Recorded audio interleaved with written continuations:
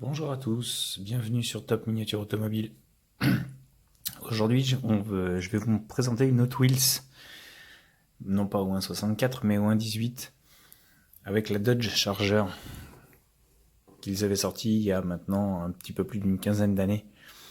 Hot Wheels avait fait très fort en tapant encore sur une gamme vraiment excellente. Donc rien d'extraordinaire dans la boîte, hein. C'est une boîte classique, standard, qu'on ne trouvait pas en grande surface, mais qu'on trouvait chez les spécialistes. Donc là, un petit explicatif, pardon.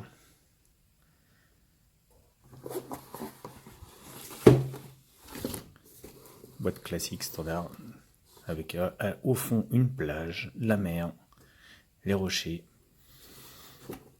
et la voiture. Alors la boîte est un petit peu poussiéreuse, parce que comme vous avez pu le voir quand je vous ai présenté ma collection, c'est un petit peu le cirque.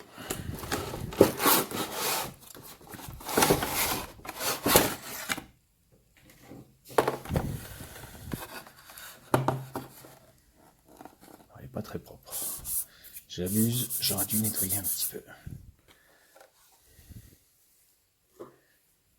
Ah, bien sûr, c'est pas un tournevis cruci, c'est un tournevis plat. Je reviens. Me voici de retour avec un tournevis plat.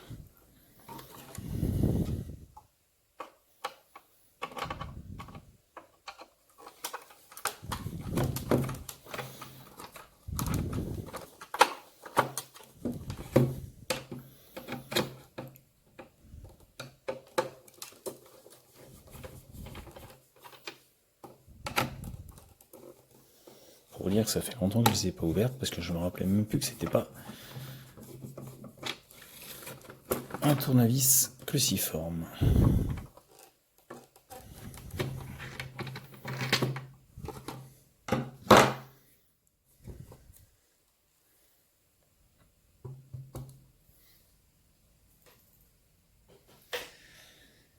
Et voici.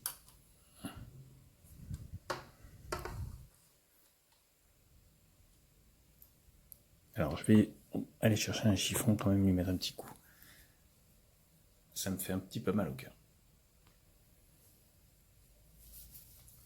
Voilà, pour vous montrer que c'est bien en direct, je le fais devant vous.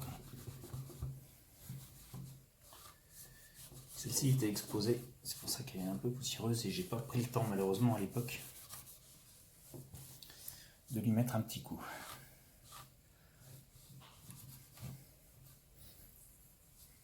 Pardonnez-moi.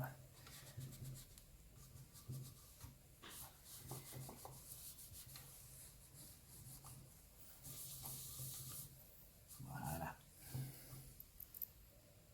Ça a quand même meilleure gueule.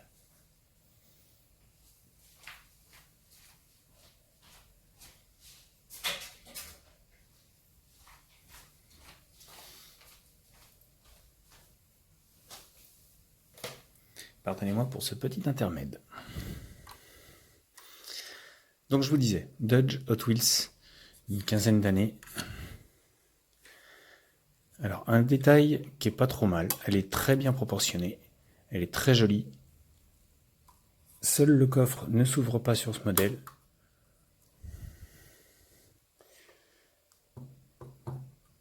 Mais elle a quand même un look terrible.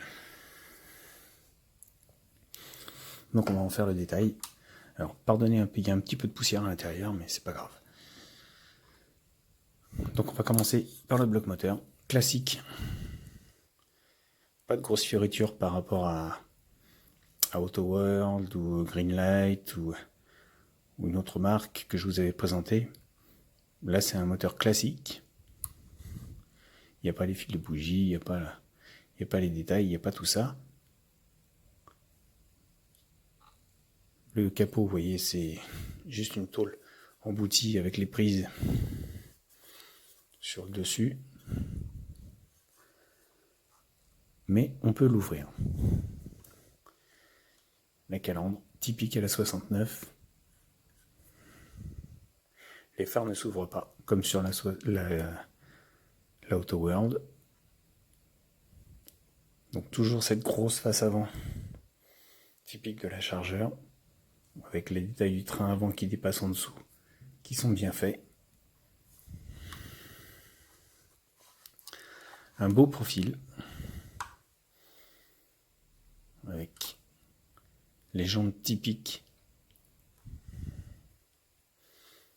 de la Dodge, du muscle car américain. La fameuse lunette arrière rentrée.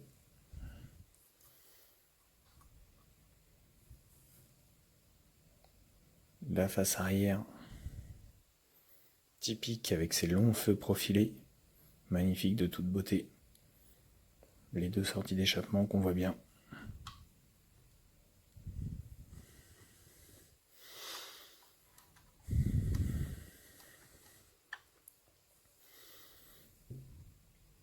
Et un profilé vraiment terrible. Hot Wheels avait sorti cette gamme qui n'était pas spécialement excessive à l'époque. Il fallait compter 45 €. Comme je vous dis, hein, pas chez Pickwick, Toys R Us ou autres, mais chez les revendeurs. À l'époque, je l'avais acheté à Thiers, pour ceux qui connaissent, Loisir 94.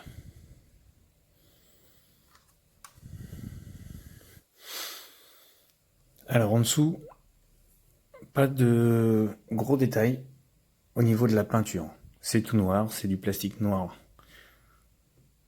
Mais ça a le mérite d'avoir un gros détail de finition pour la marque et pour le prix. Parce que vous avez quand même les amortisseurs à lame qui sont là, le train arrière, l'arbre de transmission, la boîte de vitesse, le moteur, la barre stabilisatrice, le berceau. La ligne d'échappement est complète. C'est pas juste, on va dire, un petit moulage qui a été rajouté, qui a été détaillé. Non, il est là. Le détail du moulage du châssis, comme à l'origine,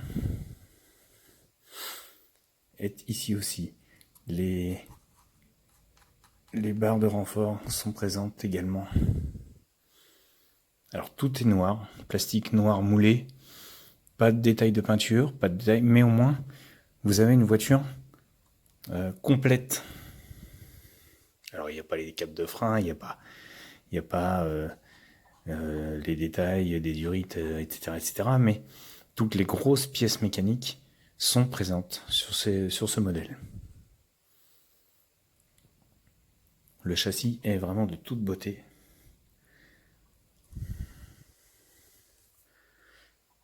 Pas de suspension, c'est rigide.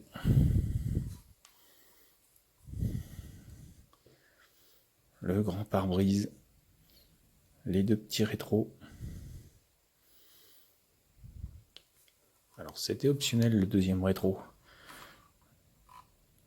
Là, il y en a deux, mais normalement il n'y en a qu'un.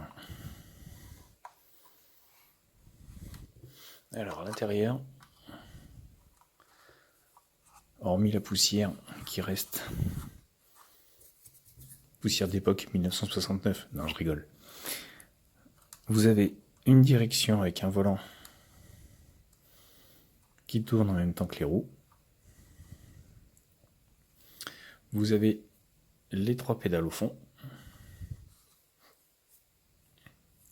qui suggèrent donc une boîte mécanique. Donc le tableau de bord pareil, hein, pas de fioritures sur le tableau de bord, juste un fond de compteur blanc, pardon. Il reprend l'ensemble des éléments, mais on va dire il rentre pas dans le détail. C'est pas grave. Pour ma part, c'est pas grave. Pour 45 € à l'époque, vous avez quand même une voiture qui est bien finie, qui est bien détaillée, et je pense que le Solido qui est dans les mêmes prix actuellement ne fait pas mieux au niveau finition. Vous allez dire j'en veux à Solido. Non, j'en veux pas à Solido. Solido fait des voitures qui sont belles, mais qui pour moi pourraient être améliorées. Il s'améliore au fil des années, au fil des années, mais c'est pas encore ça. Les sièges avant reprennent bien le look matelassé, bien confortable. La banquette arrière, c'est pareil, hormis la poussière d'époque. Le petit rétroviseur intérieur est bien présent aussi.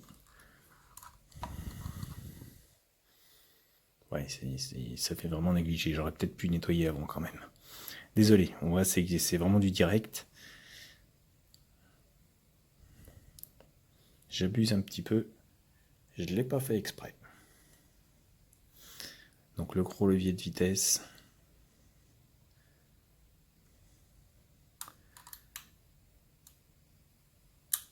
Voilà. On comprend mieux maintenant pourquoi cette voiture a été utilisée dans beaucoup de films. Elle a quand même un look incroyable. Et Hot Wheels a bien su reproduire ce look. C'est une voiture bestiale, phénoménale. Et honnêtement, il n'y a rien à dire. Elle existe en plusieurs couleurs. Moi, j'ai la rouge. J'avais vu une fois la marron. Je l'ai ratée, hélas. Je sais plus pourquoi j'ai pas pu la prendre. Et je regrette de ne pas l'avoir prise aussi en marron parce qu'elle est magnifique. Même si en rouge elle claque.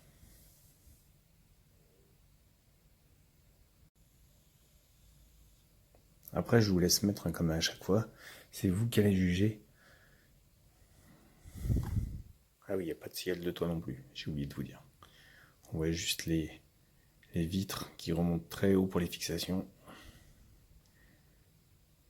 Pas de pare-soleil à l'avant. Mais bon, ça se voit pas. Alors, l'avantage par rapport à Maisto qui avait sorti les deux Dodge que je vous avais présenté, la noire et la orange, dans une vidéo précédente, le toit est en métal sur celle-là. C'est pas un ajout. C'est juste on peut l'attraper par le toit. Pas comme la Maisto où on a peur que la voiture se casse. Ça reste un bel engin. Elle est très belle, très bien proportionnée.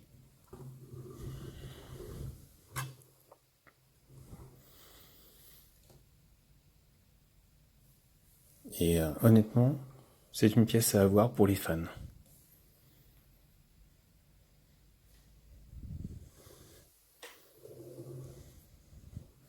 Là, on ne le voit pas spécialement à l'image, mais la carrosserie a un léger rec qui lui donne un look fabuleux.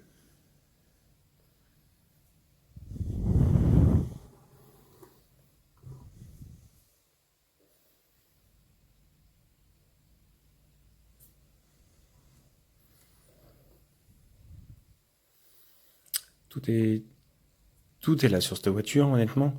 Pour le prix, ils ont fait très fort. Bon, Hot Wheels fait aussi très fort dans les 18 déjà à la base. Mais moi, c'est vraiment une marque, alors surtout dans les muscle cars, il n'y a rien à dire. J'ai de la Ferrari aussi en Hot Wheels et c'est pareil. Elles sont magnifiques.